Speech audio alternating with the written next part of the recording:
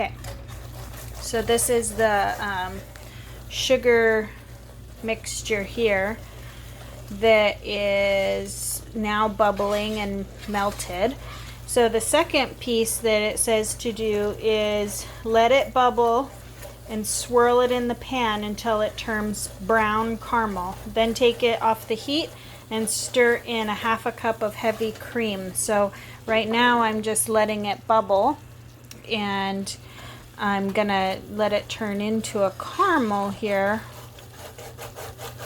It's getting kind of scrapey on the bottom of the pan here. I don't think it's too hot. It says to do it over medium heat, and I have my heat at between 3 and 4, so it's a little under medium, so hopefully it won't burn. And I already have my half a cup of cream here, so the next step after this gets syrupy, we'll whisk in a half a cup of heavy cream, and once that's bubbling, and let it bubble, but then once the bubbling quiets down, I'll add the rest of the cream, which is another cup and a half. So we're just gonna let this kind of caramelize here, and then we'll add the heavy cream. So what I found was just now the sugar mix started to get really hard, and it wasn't kind of softening up and turning brown like a caramel sauce should. And so what I decided to do was to go ahead and add the half a cup of cream before it really browned, just because otherwise I was going to end up with some really rock hard sugar pieces. So now I'm just letting this bubble really good and turn into a good syrup, and then once it's done kind of bubbling and turning into a syrup, I'm going to add the other cream in here and stir that in. So we'll do that here in just a second. So you can kind of see how well this is now foaming here. Just took a minute to get to this point. So now I'm going to move it. Let's see, it says once the bubbling quiets down, add the rest of the cream. So I'm just gonna let this bubbling kind of happen for a minute, and then I'm gonna add the rest of the cream. Okay, so I added the rest of my cream here, and now I'm just gonna mix this in. You can see we have kind of a syrup mix here with the sugar and cream that's being mixed in. So I'm just gonna kind of mix this together.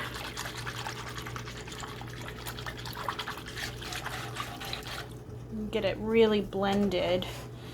And then the next item, so it says stir until well combined. So then it wants me to add salted butter, half a tablespoon at a time. Now, I made a horrible mistake and purchased unsalted butter, and it wants 4 tablespoons, but 1 tablespoon at a time. So I'm gonna cut this into 4 individual tablespoon pieces and start putting it in here. And I'm just gonna have to hope that unsalted butter works almost as good.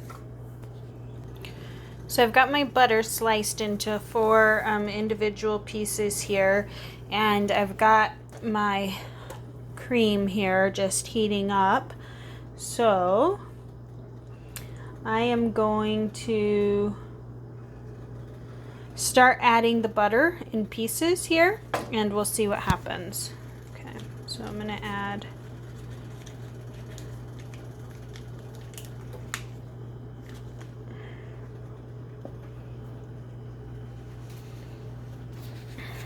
that one little piece here, and then I'm just gonna, it's gonna melt, and I'm gonna mix it in.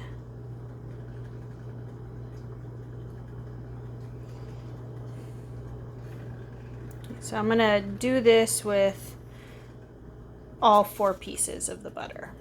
Okay, so while the last little bit of my butter melts and I stir it in, I need to think about what my next step is. So this is supposed to be a chocolate frosting, and that means I need to add some chocolate. Now, the recipe here says I need 16 ounces of bittersweet chocolate. Now, this is where it should be a lesson to all of us to always have exactly the right items in your cabinet for doing these kinds of things, but we're going to go ahead and just improvise. Now, I don't have 16 ounces of bittersweet chocolate, but what I do have is this bar of Baker's bittersweet chocolate and this bar of German sweet chocolate, and I have some chocolate chips. So we're just gonna go ahead and mix those in here and see what happens.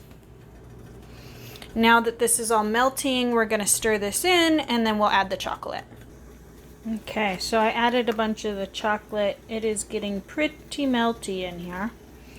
And I'm just gonna keep stirring it until it's all nice and mixed together.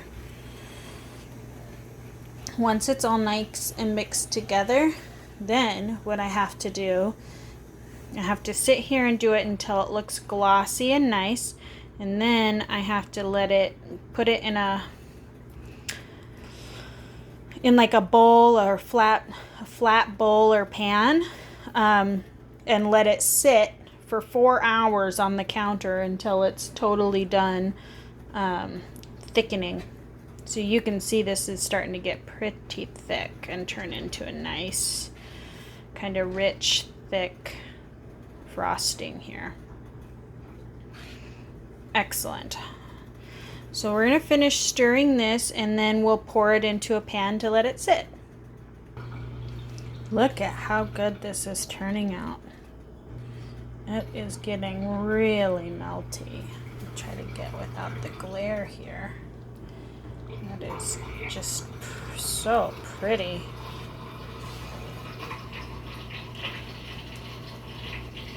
Yes, all right, so we're gonna go ahead and put this in a pan to dry, or not dry, to thicken.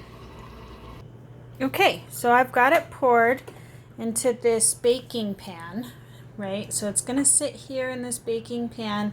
I'm gonna set it away up on the side so that nothing can blow to it or anything, and we're just gonna let it sit for a couple of hours.